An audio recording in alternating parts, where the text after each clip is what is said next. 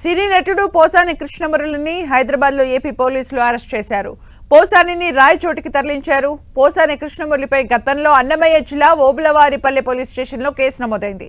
Cinema పరిశ్రమపై విమర్శలు చేశారని స్థానికుల ఫిర్యాదు మేరకు పలు సెక్షన్ల కింద పోలీసులు కేసు నమోదు చేశారు. ఈ నేపథ్యంలో బుధవారం రాత్రి సంబేపల్లి ఎస్ఐ రాయదుర్గం చేరుకుని పోసానిని అదుపులోకి తీసుకున్నారు. పోసానిని గురువారం ఉదయానికి ఓబులవారిపల్లెకు తరలించే అవకాశం ఉంది. ఆ తర్వాత రాజంపేట కోర్టులో పోసానిని హాజరుపరిచే అవకాశం ఉంది. అరెస్టు చేయడానికి వచ్చిన పోలీస్ అధికారులతో పోసాని వాగ్వాదానికి దిగారు. తనదైన శైలిలో వ్యవహరిస్తూ ఇబ్బంది పెట్టే ప్రయత్నం చేయడంతో పోలీసులు అతి కష్టం మీద అదుపులోకి తీసుకున్నట్టు విజువల్స్ చూస్తే అర్థమవుతోంది. పోసాని గతంలో ఏపీ సీఎం చంద్రబాబు నాయుడు, ఉప ముఖ్యమంత్రి పవన్ కళ్యాణ్ తో పాటు మంత్రి నారా లోకేష్ ను అనుచిత వ్యాఖ్యలు చేశారు.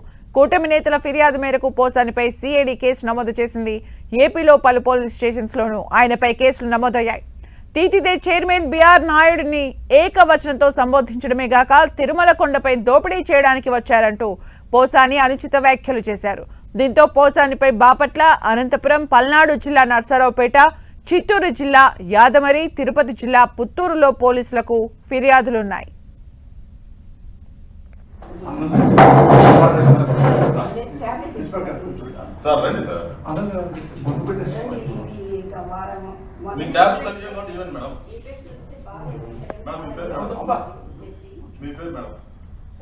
మీకు నోటీస్ ఇస్తున్నాం సార్.